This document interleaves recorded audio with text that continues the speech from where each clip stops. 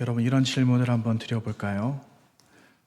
여러분 신앙생활 하시는데 요즘 어떠세요? 신앙생활 하시는 게 괜찮으십니까?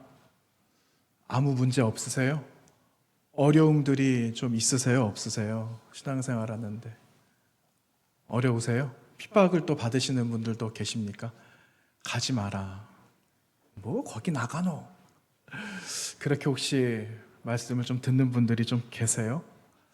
아마 이러한 이야기들은 끊이지 않을 것 같아요. 계속해서 그런 이야기를 들을 것 같습니다. 네. 근데 성경에는 그렇거든요. 나로 인해서 너희가 핍박을 받으면 기뻐하라고. 오히려 즐거워하고 기뻐하라. 하늘의 상이 크다라고 말씀하세요. 그래서 우리가 상 받기 위함이 아니라 상도 물론 받아야 되지만 주님으로 인하여서 그 이름 때문에 핍박을 받는다면 여러분 우리는 끝까지 주님을 부인하지 말고 나를 부인하면서 주님을 따라가는 승리하는 그리스도인들로서 살아가야 되겠습니다. 여러분 예수 그리스도를 믿는 이유가 어디에 있으세요? 예수 그리스도를 믿는 목적이 어디에 있습니까? 네. 할머니 왜 교회 다녀요? 왜 집사님 교회를 다니고 예수님을 믿죠? 라고 누군가가 물어본다면 어떻게 여러분 대답하시겠습니까? 영생 때문에? 구원 때문에? 네, 원론적인 게 맞아요. 구원을 위해서, 그리고 우리는 영원한 생명을 얻기 위해서 예수님을 믿는 거 맞습니다. 맞아요. 그런데 여러분 우리가 영생을 이미 얻었다라고 믿고 있잖아요. 영생을. 그런데 이 영생이란 이야기를 조금 나눠보면은 동서고금을 떠나서 영생에 관한 문제는 모든 사람들에게 다 동일한 이슈였다라는 거예요. 근데 그 영생을 해결을 했는가 하는 거예요.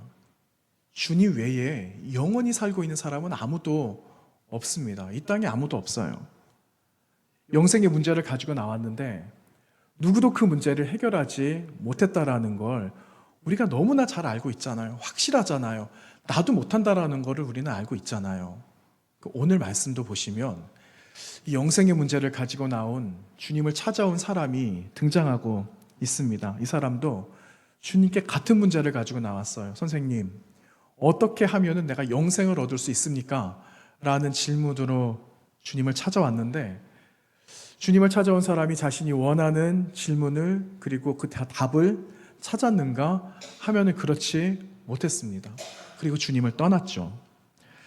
자, 여러분 다시 한번 질문을 한번 드려봅니다. 여러분 누군가가 어떻게 하면 영생을 얻을 수 있는가라고 물어본다면 여러분 어떻게 대답하시겠습니까? 예수 그리스도가 정답이에요. 예수 그리스도를 믿는 것이 정답이에요. 그런데 예수 그리스도라는 그 이름이 확실한데 너무 범위가 넓다라는 생각이 안 드세요? 아니 어떻게 그래 예수 그리스도가 답인 건 알겠는데 그래서 어떻게 해야 된다라는 거야? 라는 그런 방법적인 건 앞으로 살아갈 문제의 그 질문이 다시 우리에게 주어진다라는 겁니다.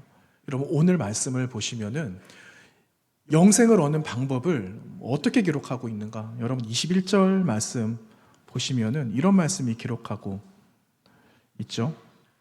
그리고 와서 나를 따르라. 마가는요, 사도 마가는 우리가 영생을 얻는 방법을 주님을 따르는 거다라고 이야기하고 있어요. 21절 말씀에. 그래서 영생은 주님을 따르는 것입니다 라고 말할 수 있을 것 같아요. 굉장히 간단한 거죠. 매우 간단하죠. 여러분 그럼 예수님을 찾아온 사람 누굴까요?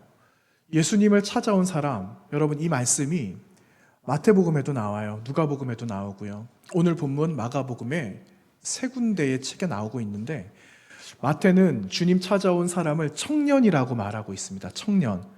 여러분 아시듯이 부자 청년. 그렇죠? 마태복음에는요. 부자 청년 이렇게 말하고 있어요. 그래서 우리도 편의상 청년이라고 한번 해보죠. 여러분 이 청년이 주님을 찾아왔습니다. 그런데 주님과 나누고 있는 대화 속에서 청년이 누군지를 알 수 있어요. 여러분, 이 청년은 누구인가? 이 사람 유대 사람이었다라는 거예요. 유대인이었어요. 여러분, 그걸 어떻게 알 수 있을까요? 여러분, 오늘 말씀에 단서가 나와요. 20절 말씀 보세요. 20절 말씀에 그가 여짜오되 선생님이여 이것은 내가 어려서부터 다 지켰습니다 라고 말하고 있어요. 예수님께서 뭐라고 말씀하셨습니까? 그 위에 10계명의 일부를 말씀해 주시거든요. 5계명 이하 10계명까지 차례대로 다 말씀을 해주셨어요. 그랬더니 이 청년이 하는 말이 선생님 저 어려서부터 다 지켰습니다 라고 말하는 것이 그 사람이 유대인이었다라는 것을 우리는 알 수가 있습니다. 여러분, 그 신명기 6장에 보시면 쉐마 이스라엘이 나오잖아요. 쉐마 이스라엘, 들어라 이스라엘아. 그러니까 이스라엘에게, 내 백성에게 하실 하나님의 말씀은요 하나예요. 내 말씀을 기억하라는 거예요. 근데 그 하나님의 말씀인 율법, 토라를요 그 어린 시절부터 들려주라고 말하고 있거든요. 그리고 성경에 분명하게 기록하고 있습니다. 어려서부터 하나님의 말씀을 들려주는데 길을 갈 때에도 들려주고 누워 있을 때도 들려주고 앉아 있을 때에도 들려주어라. 하나님의 말씀을 이 손목에 표로 삼고 미간에 붙여서 문설주와 인방에 그리고 나가는 출입문에 나가고 들어오는 모든 문들에게 이 하나님의 말씀 쉐마를 기록해서 들려주어라 라고 이야기를 합니다. 어려서부터 들려주라 이렇게 말하고 있거든요. 근데 여러분, 어려서부터 들려준다라는 이 말이 우리는 보통 그래도 아이들이 듣고 이해해야 된다라고 생각하는 나이가 있어요. 그런데 유대 사람들은요 그 적정 나이가 없습니다. 아이들이 태어나면 태어난 날부터 그냥 하나님의 말씀을 들려주는 거예요. 언제까지 들려줄까요? 들으라 이스라엘아 하시는 하나님의 말씀을 언제까지 들려줄까요, 여러분? 네?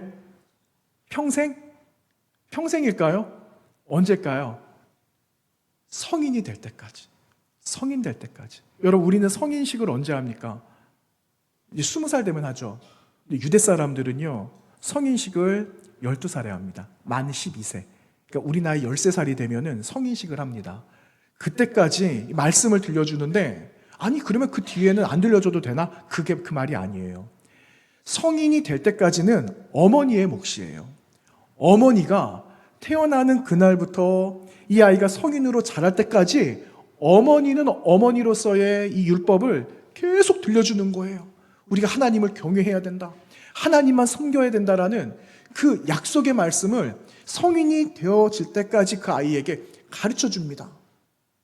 그러면은 여러분, 그 위에 누가 가르쳐 줄까요? 성인이 되었어요. 그 다음에는 아버지의 몫이에요. 어머니는 자라날 때까지 어머니의 책임을 다하면 이후에 또 살아갈 남겨져 있는 삶의 책임은 아버지에게 맡겨주는 거예요. 그래서 아버지가 철저하게 율법을 교육시킨다라는 거예요. 여러분, 그 말이에요.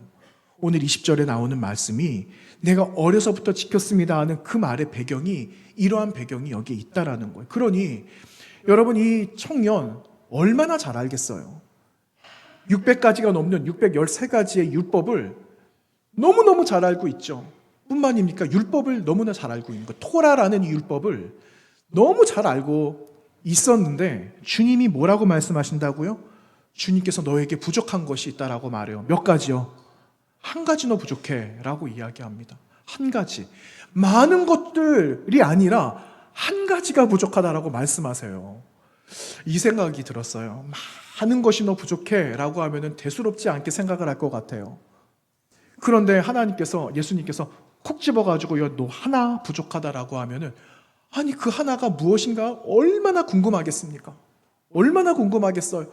그게 뭡니까? 그게 뭐지요? 라고 이야기할 수 있는데, 아무리 생각해도 이 청년은요, 내가 여태까지 율법을 다 지켜 행하고 어렸을 때부터 내가 알고 있는 명확한 율법을 내가 알고 있는데 무엇이 더 부족하다라고 하시는지 이해가 안 되는 거예요. 그런 상황 가운데 이 청년이 주님을 만나고 있다라는 거예요. 청년이 율법을 알잖아요. 아니 우리 주님은 율법을 모르실까요? 우리 주님은 통달하고 계시죠. 청년이 알고 있는 율법과 주님께서 알고 계셨던 율법이 같은 거 아니에요? 같은 거잖아요. 그런데 이게 충돌하고 있다라는 거예요. 무슨 말일까요? 뭐가 다를까요? 이 청년의 율법은요, 성문화된 율법이에요. 새겨져 있는 것, 활자로 남겨져 있는 율법을 알 뿐입니다. 주님께서 말씀하시는 율법은 그거 아니라는 거예요. 그 율법의 정신을 너 알고 있어? 이거죠. 여러분, 이 땅에 존재하고 있는 많은 나라들은요, 다 법이 있어요. 우리나라에는 헌법이 있어요. 근데 이 법의 정신이 있잖아요.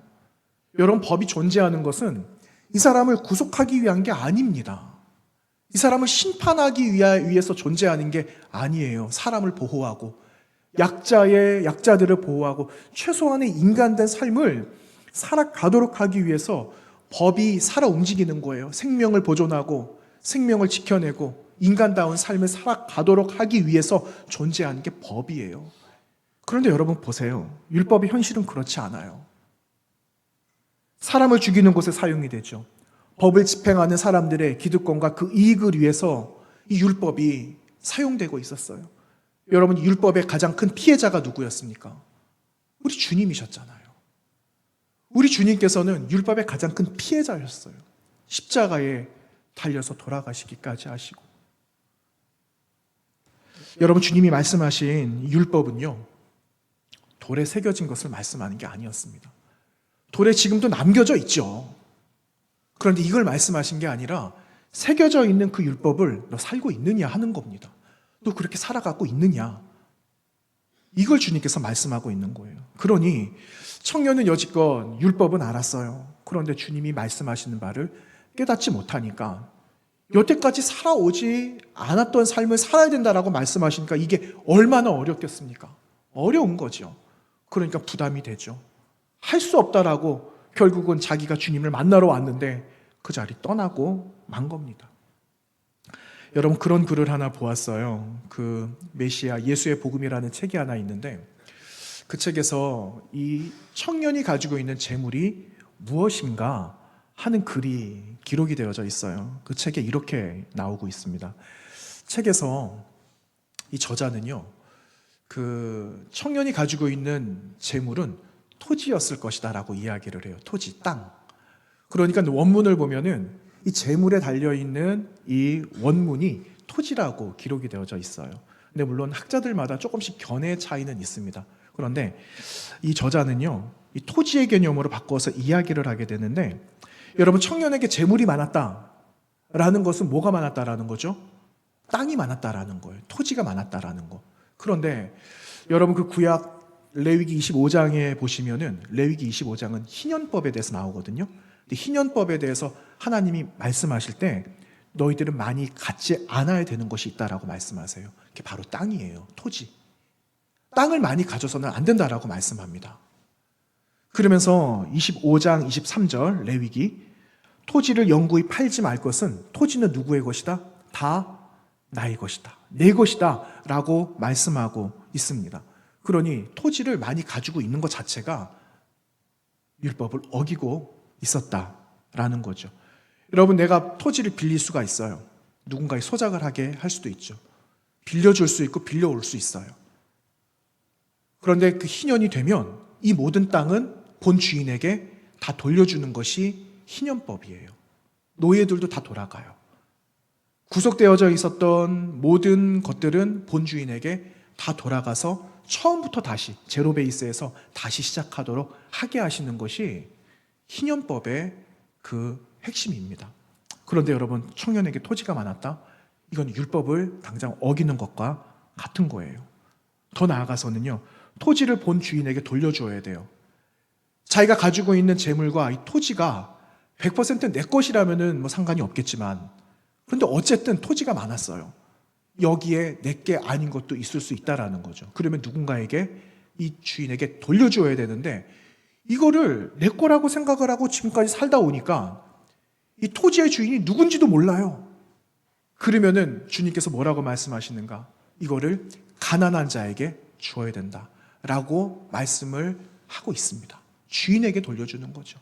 그런데 여러분, 그가 성실하게 하나님의 말씀, 율법을 지켰다라고 하지만 사실은 그가 돌려주지 않은 율법을 어기는 셈이 되었다라는 것을 여러분, 이 책의 저자는 그렇게 해석을 또 하고 있는 것을 보게 되었어요. 여러분, 그렇게 본다면 주님께서 말씀하고 있는 이 부족한 한 가지는 무엇일까 하는 겁니다. 여러분, 주님께서 말씀하신 한 가지 부족한 것이 무엇일까요? 이 청년이 결단하지 못한 게 무엇일까요? 주인에게 돌려주는 거예요. 주인에게. 주님도 말씀하시거든요. 가난한 자에게 주어라. 다 팔아서 가난한 자에게 주어라 하는 거예요. 주인에게 돌려주어라 하시는 주님의 말씀이에요. 여러분, 주인이 누굴까요? 주인. 이 주인은요, 우리 주님이 되실 수도 있습니다. 그리고 또 이 주인은요, 어려운 사람이 될 수도 있어요. 어려운 사람이. 주님은 포괄적으로 말씀을 하신 거죠. 원래 주인에게 돌려주어야 된다. 그런데 여러분, 이 한 가지 이것이 부담이 됐던 거예요. 이 청년이 공교롭게도 그것을 내가 할 수 없겠다라는 마음의 결심이 있었던 거죠. 결국은요, 그가 슬픈 기색을 띠고 근심하며 주님을 떠나게 되었다 하는 것이 오늘 말씀의 내용입니다. 그럼 여러분, 청년은 아직 이 영생의 문제를 해결하지 못했어요. 그렇죠? 해결받지 못하고 돌아갔어요. 이제 그 영생의 문제가 저 여러분에게 이제 주어졌습니다. 청년이 해결하지 못한 이 영생의 문제를 어떻게 해결할 수 있을까 하는 겁니다. 여러분, 어떻게 해결할까요? 어떻게 영생을 얻을 수가 있을까요? 어떻게 하면 될까요? 모르겠습니까? 제가 말씀을 드려야 될까요? 주님을 따라가는 거예요. 주님 따라가는 거. 쉽게 말하면요, 그분의 제자가 되라는 거예요.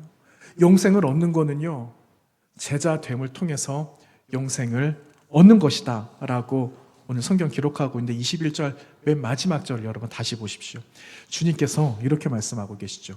그리고 와서 나를, 왜 말씀 안 하세요? 그리고 와서 나를 따르라 말씀하세요.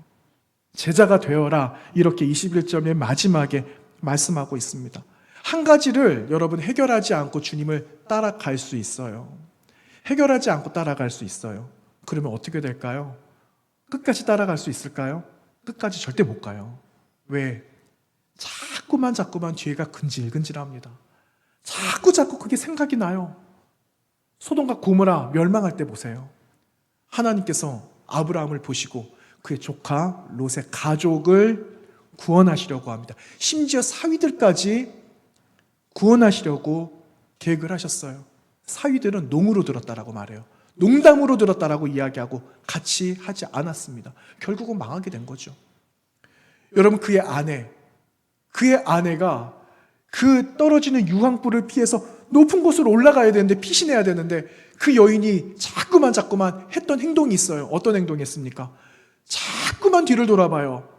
여러분, 왜 돌아봤을까요? 1번, 누군가가 자꾸만 불러서. 2번, 남겨져 있는 것이 안타까워서. 여러분, 2번 아니에요. 아이고, 순희 씨 가지 마. 누가 그랬습니까? 아무도 그런 말 하지 않았습니다. 자기가 남겨놓은 곳에 미련이 남는 거예요. 이게 해결이 안 되니까 어떻게 앞만 보고 따라갈 수가 있겠습니까? 못 가는 거죠. 그래서 주님께서 말씀하시는 거예요. 그 한 가지를 해결해야 된다. 그래야지 나를 따를 수 있다라는 것을 오늘 말씀에서 주님 말씀하고 있는 겁니다. 자, 여러분, 또 질문 드립니다. 여러분, 주님 따르실 준비가 되어 계세요? 따르고 계십니까? 아직 머뭇거리고 내가 따르고 있는지 모르겠다, 이러는 분도 아마 계실 거예요. 그런데 괜찮아요. 지금이 중요한 거예요. 지금이 중요한 겁니다. 여러분, 지금 나의 위치가 어디인가를 여러분 한번 보시기 바랍니다. 주님께서 그리고 와서 나를 따르라 이르셨거든요. 여러분, 그리고의 단계인지 온 단계인지 따르고 있는 단계인지 여러분 다시 한번 나를 점검해 보시기를 바랍니다. 첫 번째가요, 그리고의 단계예요. 그리고 조금 명확하게 말하면 그리고 이전의 단계라고도 말할 수 있을 것 같아요. 아무것도 해결되지 않은 시점, 내가 지금 질문을 가지고 나온 시점을 첫 번째 단계, 그리고의 단계라고 한다면 여러분, 청년은 지금 이때 2단계인 것 같아요. 주님 앞에 나오기는 왔어요. 그리고 아직 해결하지 못한 것들을 그대로 가지고 나온 시점입니다. 이 청년은 내가 관심 있는 것을 해결받기 위해서 이 자리에 나온 것뿐입니다. 가진 것도 많아요. 세상적으로 성공도 많이 했어요. 그리고 내가 이제는 부족한 것이 없다라고 생각이 들지만 한 가지 부족한 것이 있다면 내가 영혼에 대한 아직 확실함이 없기 때문에, 그리고 내가 교육은 내가 열심히 받았지만 어떻게 하는 것이 영원히 사는 것이 무엇일까? 어떻게 하면 얻을 수 있을까? 하는 거에 이제 한 가지가 남았기 때문에 그거를 찾기 위해 찾아온 그리고의 단계. 여러분 어떠세요? 지금 그리고의 단계에 계신 분들이 혹시 계시면은 마음으로 손을 한번 이렇게 들어보세요. 제가 볼 때는 그리고의 단계에는 거의 안 계실 것 같은데 그 다음이 문제입니다. 그 다음에 많이 계실 것 같다는 생각이 들었어요. 어떤 단계냐? 이제 온 거예요. 와서의 단계예요. 와서. 여러분이 와서의 단계는요, 주님이 지금 내 앞에 계시는 거예요. 주님과 지금 함께 있는 자리예요. 그렇죠? 어느 정도 신앙생활도 했어요. 내가 다 알지는 못해요. 그러나 웬만큼 신앙생활도 했습니다. 직분도 얻었어요. 구원의 확신 있다라고 말하지만 가끔씩은 흔들리기도 합니다. 은혜도 경험해요. 그래서 받은 은혜 때문에 헌신도 합니다. 신앙이 성장하기도 해요. 어느 정도 믿음이 있다라고 나는 자부할 수도 있고 교회의 일원이 되었다라고도 말합니다. 여러분, 이 단계는요, 지금 주님과 함께 있는 자리, 온 단계예요. 여러분 이 자리세요? 아니면 처음에 말씀드린 그리고의 단계이십니까? 1단계입니까? 2단계입니까? 현재로서는 아마 2단계가 많으실 것 같다라는 생각이 들어요. 마지막 세 번째 단계는요, 주님을 따르는 단계예요. 나를 따르라 하는 마지막 세 번째 단계. 여러분 이 단계는요, 우선순위가 말씀이에요. 무슨 일이 있어도 하나님 나라의 일들이 내 삶의 우선이라는 겁니다. 하나님이 기뻐하시는 일이라면, 하나님께서 불러주시는 자리라면 가장 먼저 이 자리를 헌신합니다. 그리고 내가 부족하다라는 걸 늘 알아요. 그래서 이 부족함을 주님께서 주님의 은혜로 채우기를 날마다 갈망합니다. 그리고 실패하고 낙심이 되어도 또다시 일어납니다. 나에게 주신 은혜를 생각하면서. 그리고 더 중요한 것, 나를 부인하는 거죠. 나를 부인하고 누구를 따라가는가? 예수 그리스도를 따라가는 삶을 지켜내는 것. 이것이 나를 따라가는 삶이라면, 자, 여러분 1단계, 2단계, 3단계 간단하게 말씀드렸잖아요. 여러분 몇 단계입니까? 말씀해 보세요. 몇 단계세요? 정장로님께서 대표로 말씀해 주실 겁니다. 정장로님 몇 단계십니까? 아멘. 3단계입니다. 3단계. 여러분 간절히 바라기는요, 우리 모두가 3단계가 되어져야 함을 주님께서 기대하신다라는 겁니다. 여러분 하나님을 기대하세요? 하나님 무엇을 기대하세요? 하나님께서 어떻게 해주시기를 여러분 기대하세요? 반대로 하나님도 여러분을 기대하십니다.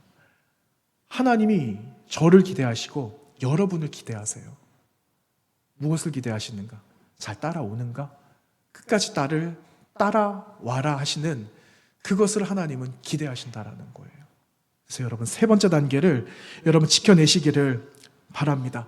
여러분 이 문제가 어려울 수가 있어요. 이 문제 어려울 수 있어요. 그런데 어떻게 보면 또 쉬울 수도 있어요. 그런데 분명한 것은요, 이 땅에 지구촌에 100명의 사람이 있다면 100명의 사람들이 다 따르지 못한다라는 거예요. 그런데 어렵지만 끝까지 이겨내고 따라가는 그 사람들, 믿음으로 고백하면서 따라가고 있는 그 사람들의 어느 삶에는요, 내가 이미 영생을 누리고 있다는 것을 고백하는 순간이 있게 된다는 거예요. 이런 은혜를 여러분 우리가 회복하면서 살아갈 수 있게 되기를 바랍니다. 여러분 영생은요, 복잡합니다. 사실은 복잡해요. 결정해야 될 게 너무나 많아요. 주변 환경도 정리해야 되는 일들이 있어요. 복잡합니다. 그런데 의외로요, 또 간단한 문제이기도 하죠.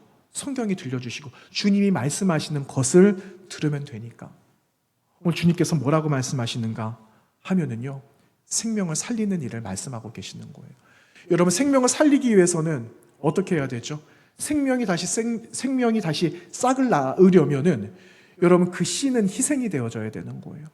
주님께서 이 청년에게 말씀하신 것은요, 너에게 있는 것을 팔아서 가난한 자에게 주라고 하신 말씀은 너 먼저 죽어라 하는 말씀이에요. 너 먼저 희생을 하면 너가 한 사람을 살리든 두 사람을 살리든 가난한 자를 살리게 되면은 그 자리에 너 살아있는 것을 넌 보게 될 것이다 라는 그 말씀을 역설로 주님께서 청년에게 하신 말씀이며 오늘 우리에게 하시는 말씀이다 라는 것을 깨달아야 되는 겁니다. 주님 뭐라고 말씀하세요? 주님께서 너희 것을 팔고 가난한 사람에게 주게 되면은 하늘에서 보화가 있을 건데 누구를 위한 보화를 주신다고 말씀하세요? 너를 위한, 우리를 위한 그 보화를 주시겠다라고 예비해 놓으신다라고 말씀하고 계세요. 여러분 그 보화가 무엇일까요? 여러분 그 보화가 뭘까요? 영생인 거예요. 영생. 내가 너를 위해서 너가 지금 그렇게 갈망하고 있는 그 영생의 그 문제를 내가 해결해 줄 거다라고 이야기하고 있는 겁니다. 사실은요, 여러분 이 청년이 해답을 가지고 나온 거예요. 이미 해답을 가지고 나왔어요. 발견하지 못한 걸 주님이 보게 하신 것 뿐입니다. 그런데 왜 결단을 하지 못했을까요? 왜 결단 못했을까요? 지금까지 그렇게 한 번도 살아본 적이 없기 때문에. 그래서 주님은 이 청년에게 너의 결단을 촉구하고 계시는 거예요. 너 계속 이렇게 살아갈래? 이렇게 계속 살아갈 거야? 정말 영생을 얻으려면 나와 같이 함께 걸어가자. 나와 함께 가자라고 말씀하고 계세요. 여러분 오늘 말씀에 주님께서 이 청년을 사랑하신다고 하셨어요. 이 사랑하는 이 청년을 그냥 이렇게 보낼 수도 있겠지만 청년을 지극히 사랑하셨기 때문에 너 나를 따라와라 이 말씀을 하고 계셨다라는 사실입니다. 여러분 하나님의 말씀을 신뢰하십시오. 하나님의 말씀을 믿으세요. 하나님의 말씀을 꼭 붙드세요. 그리고 삶의 문제를 주님의 말씀 안에서 찾으셔야 됩니다. 여러분 우리의 삶 속에 많은 어려움이 있잖아요. 그런데 이 문제를 어디로 지금 들고 가고 있는가를 한번 보세요. 교회 밖에서 해결을 하려고 합니다. 말씀 밖에서 해결을 하려고 합니다. 그런데 여러분 그 결과가 어떠셨습니까? 교회 밖에서 말씀 밖에서 찾으려고 했는데 우리에게 돌아오는 거는 배신이고 우리를 원망하는 게 있고 우리를 때리는 일들이 있고 우리를 모함하는 일들이 있잖아요. 그러나 성경은 하나님의 말씀은 그렇지 않습니다. 하나님의 말씀은 뭐라고요? 우리를 사랑하시기 때문에 그분의 성품 안에서 이것이 회복되도록 우리를 말씀 가운데 초청해 주셨다라는 사실이에요. 이 말씀 안에서 찾아야 하는 겁니다.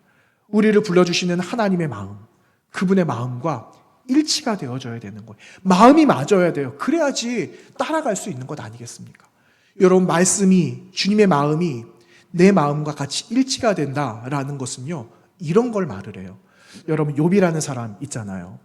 욥이 엄청난 고난, 고통, 가족들 다 잃어버리고 가지고 있는 재산 다 잃어버리고 그냥 빈털터리가 되고 말았어요. 몸에는 악창이 나고 진물이 나고 살아갈 수 없을 지경에 머리부터 발끝까지 온 몸 투성이가 그냥 형편없이 되었을 때 여러분 그의 삶의 문제, 지금 현재의 문제를 어디서 찾았는가를 보는 거예요. 여러분 욥은요 세상 밖에서 찾지 않았어요. 친구들이 와서 너에게 무슨 잘못이 있는지, 너에게 어떤 죄가 있는지 그거를 한번 깨달아 봐라. 거기에 해답이 있을 거라고 말하지만 거기에 해답이 있지 않았습니다. 여러분 욥은 알았어요. 하나님께서 나에게 주신 이 고난, 고통의 시간이 하나님만이 알고 있고 하나님의 시간 속에 있다라는 것을 알고 주님의 말씀에 있다라는 것을 욥은 알고 있었다라는 사실이에요. 그래서 욥은요 말씀 안에서 찾습니다. 하나님의 말씀 안에서 인생의 문제의 해답을 찾으려고 하고 있어요. 그리고 변하지 않아요. 주님의 말씀만이 오직 유일한 길이라는 것을 그가 고백합니다. 여러분 이게 하나님과 나의 삶의 마음의 일치다라고 말하는 거예요. 여러분 지금까지 주님의 마음과 일치되면서 살아오기도 했지만 다른 것에도 우리가 눈 돌리기도 했어요. 그런데 다시 시작하는 거예요. 하나님의 마음과 내 마음이 일치가 되도록 삶의 모든 문제를 말씀 속에서 찾아내도록 하기 위한 이 결정과 결단이 오늘 이 아침에 저 여러분의 삶 속에 있게 되기를 간절히 부탁을 드립니다. 여러분 하나님께서 기다리고 계세요. 다시 결정하는 거예요. 매일매일 결정하는 거예요. 매일매일. 오늘 실패했다. 내일 또 하는 겁니다. 매일매일 다스리는 거예요. 그렇게 하나님 앞에 가까이 한 걸음씩 나아가다 보면 여러분, 우리는 어느새 주님을 따라가고 있는 그 제자된 모습을 나도 보고 주님께서 보여주시고 깨닫는 삶을 살아가고 있는 것을 보게 된다라는 겁니다. 이번 한 주간 여러분 그와 같이 살아가시기를 바랍니다. 여러분을 통해서 세상이 살아나고 내가 희생이 돼서 내가 죽는 것처럼 보이지만 결국은 나를 살려 역사하시는 하나님의 크신 놀라운 계획이 나로부터 시작이 되고 교회로부터 시작이 된다는 것을 기억하시면서 주님 뒤를 이번 한 주간 따라가시면서 승리하시는 저 여러분의 삶이 다 되시기를 축원합니다. 거룩하신 하나님 아버지, 고맙습니다. 우리를 부르셔서 주님의 제자로 삼아주시고 와서 나를 따르라고 초청해 주신 주님의 마음을 우리가 마음속 깊이 담고 살아가기를 원합니다. 주님, 내가 주님을 부지런히 따라가기를 원합니다.